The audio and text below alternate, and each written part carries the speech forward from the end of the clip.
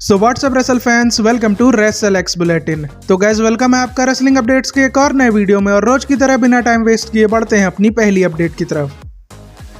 सबसे पहली अपडेट जुड़ी है फॉर्मर WWE स्टार्स से जो AEW को ज्वाइन करने वाली हैं, जिसमें से पहली है आइला डाउन, जिनके बारे में ये अपडेट सामने आई है कि आइला डाउन कल AEW डायनामाइट के शो पर बैक स्टेज मौजूद थी, जिससे ये क्लियर है कि आने वाले टाइम में वो AEW में अपना डेब्यू कर लेंगी। और उनके अलावा केडन कार्टर ने भी एक इंटरव्यू में ये बोला है कि AEW उनकी अगली डेस्टिनेशन होने वाली है। ऐसा इसलिए क्योंकि AEW का जो रेसलिंग स्टाइल है वो उन्हें काफी ज्यादा पसंद है, और उनके मैक्सिको सिटी के कई सारे मेंटोर्स AEW में ही काम कर रहे हैं, इसीलिए वो भी AEW को ज्वाइन करना चाहती हैं, जिसकी वजह से ये क्लियर है कि आने वाले टाइम में केडन कार्टर भी AEW में देखने को मिलने वाली है।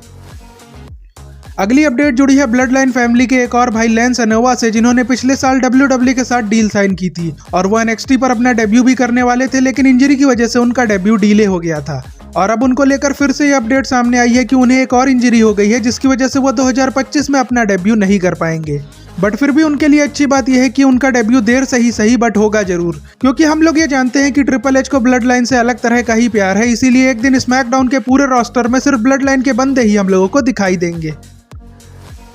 अगली अपडेट जुड़ी है NXT के नो मर्सी इवेंट से, जिसके बारे में ये अपडेट सामने आई है कि WWE 27 सितंबर को NXT का नो मर्सी इवेंट कराने वाली है, जिसके बारे में WWE ने अभी कुछ भी अनाउंस नहीं किया है, बट इनसाइडर्स के हिसाब से ये डेट कंफर्म हो चुकी है। और NXT का ये शो खास इसलिए है क्योंकि इस इवेंट पर मेजर डेब्यू और रिटर्न हम लोगों को देखने के लिए मिलते हैं, और WWE ने जूलिया का डेब्यू भी पिछले साल इसी इवेंट पर कराया था, जिसकी वजह से इस बार भी कोई मेजर डेब्यू या फिर रिटर्न हम लोगों को इस शो पर देखने के लिए मिल सकता है। नेक्स्ट अपडेट रिलेटेड है डेनियल ब्रायन के फॉरबिडन डोर शो के स्टेटस से, जिसके बारे में एक मेजर अपडेट सामने आई है, जिसके according Daniel Bryan forbidden door show के पहले 0 आवर शो के पैनल पर आने वाले हैं, जहां पर वो फॉरबिडन डोर के मैच कार्ड के बारे में बात करेंगे। यानी कि डेनियल ब्रायन भले ही मैच कार्ड में ना हो, लेकिन वो शो पर बैक स्टेज मौजूद रहेंगे। और भले ही डेनियल ब्रायन ने ये बोला हो कि उन्हें अब रेसलिंग में वापस आने की जरूरत नहीं है, बट उन्होंने जॉन मॉक्सली के AEW ऑल इन के मैच में इंटरफेयर किया था, जिसकी वजह से ऐसा हो सकता है कि जॉन मॉक्सली की फैक्शन डेनियल ब्रायन से बदला लेने के लिए उनके ऊपर अटैक कर दे, जिसके बाद डेनियल ब्रायन के फाइनल रेसलिंग मैच की स्टोरी लाइन हम लोगों को देखने के लिए मिले, जिसकी पॉसिबिलिटी वैसे तो कम है, क्योंकि डेनियल ब्रायन काफी टाइम से ये कहते आ रहे हैं कि वो रेसलिंग से डन हो चुके हैं। बट टोनी खान एक फाइनल मैच के लिए अगर डेनियल ब्रायन को मना लेते हैं तो फिर ये स्टोरी हम लोगों को डेफिनेटली देखने को मिल सकती है। अगली अपडेट जुड़ी है कैरियन क्रॉस के WWE छोड़ने के बाद होने वाले पहले मैच से, जिसके बारे में मैंने कल आपको ये बताया ही था कि 21 सितंबर को किलर स्मोक शो नाम के शो में कैरियन क्रॉस का मैच होने वाला है, जिसे हाइप करने के लिए कैरियन क्रॉस ने एक वीडियो क्लिप शेयर की है, जिसमें उन्होंने ये बताया है कि उनके अपोनेंट का नाम रिचर्ड हॉलीडे है, और वो एक नॉर्मल नहीं बल्कि नो डिस्क्वालिफिकेशन मैच में कम्पीट करने वाले हैं। और इसमें नोटिस करने वाली बात यह है कि कैरियन क्रॉस की इस पोस्ट पर थोड़ी देर में 2000 से ज्यादा लाइक्स हो चुके हैं, जिससे ये तो क्लियर हो गया है कि WWE छोड़ने के बाद भी कैरियन क्रॉस की पॉपुलैरिटी कम नहीं हुई है, जो कैरियन क्रॉस के आने वाले करियर के लिए काफी फायदेमंद होगी। अगली अपडेट जुड़ी है कोडी रोड्स के हील टर्न से, जिसके बारे में कोडी रोड्स ने अपने पॉडकास्ट में एक मेजर अपडेट शेयर की है, जिसमें वो बेकी लिंच से उनके हील बनने के बारे में बात कर रहे थे, और इन्हीं बातों में उन्होंने अपने हील बनने के बारे में भी बताया, जिसमें उन्होंने ये कहा कि उन्हें बैड गाय बनने में कोई भी इंटरेस्ट नहीं है, और फिर भी अगर उन्हें ऐसा करना पड़ा तो उसे वो दिल से नहीं कर पाएंगे, जिसका मतलब यह है कि कोडी रोड्स हाल फिलहाल में हील नहीं बनना चाहते। और इस पर पहले भी ये रिपोर्ट सामने आई थी कि WWE समर स्लैम के पासिंग द टॉर्च वाले मोमेंट के बाद कोडी को हील बनाने के बारे में नहीं सोच रही है, जिसकी वजह से ये कहना गलत नहीं होगा कि कोडी रोड्स 2025 में तो हील नहीं बनने वाले, तो उनके हील बनने वाले रूमर्स के ऊपर अभी आप लोगों को ध्यान नहीं देना चाहिए।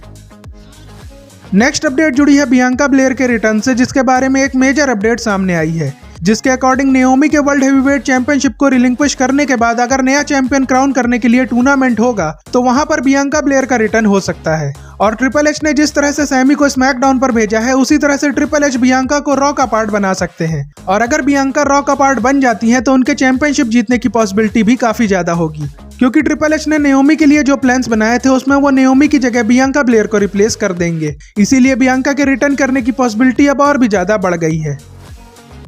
नेक्स्ट अपडेट जुड़ी है जॉन सीना के ग्रेटेस्ट राइवल से, जिसके बारे में जॉन सीना से उनकी सीरीज पीस मेकर के प्रमोशन पर क्वेश्चन किया गया कि जॉन सीना के हिसाब से उनके करियर का ग्रेटेस्ट राइवल कौन है, जिस पर जॉन सीना का जवाब ब्रॉक लेसनर, बटिस्टा या फिर CM पंक होना चाहिए था, लेकिन जॉन सीना ने यहाँ पर नाम लिया WWE देखने वाली ऑडियंस का। और जॉन सीना के इस रिप्लाई के बाद सबको ऐसा लगा कि जॉन सीना फिर से हील कैरेक्टर में आ चुके हैं, बट फिर बाद में जॉन सीना ने अपने आंसर को एक्सप्लेन किया, जिसमें उन्होंने ये कहा कि पिछले 25 सालों से ऑडियंस को थकाने की उन्होंने काफी ज्यादा कोशिश की, लेकिन ऑडियंस उन्हें देखते हुए बोर नहीं हुई और हर बार ऑडियंस की डिमांड और भी ज्यादा बढ़ती गई, जिसे संभाल पाना उनके लिए काफी ज्यादा मुश्किल है। इसीलिए उनका रिटायर होना ही अब सही है। और इसी वजह से जॉन सीना का मानना यह है कि उनकी ऑडियंस ही उनकी सबसे बड़ी राइवल है, यानी कि जॉन सीना के हिसाब से उनको सपोर्ट करने वाले हम लोग ही उनके सबसे बड़े राइवल हैं। अब बढ़ते हैं अपनी फाइनल अपडेट की तरफ, जो जुड़ी है रॉक के रिटर्न से, जिसकी स्पेकुलेशन एक बार फिर से स्टार्ट हो गई है। जिसके पीछे का एक रीजन यह है कि WWE ने ESPN डील होने के बाद रसलपलूजा के लिए सोशल मीडिया पर जो वीडियो शेयर किया है उसमें रॉक भी है, जिसकी वजह से फैंस का मानना यह है कि ये रॉक के रिटर्न का टीज है। और इसके अलावा दूसरा रीजन ये है कि WWE और ESPN की इतनी बड़ी डील का ये पहला PLE है, जिसे बड़ा बनाने के लिए WWE बड़े मैचेस को तो अनाउंस कर ही रही है, बट अगर रॉक अपीयरेंस कर देते हैं तो ये इस न्यू पार्टनरशिप का एक मेमोरेबल मोमेंट बन जाएगा, जिसकी वजह से रॉक के रिटर्न करने की पॉसिबिलिटी तो है।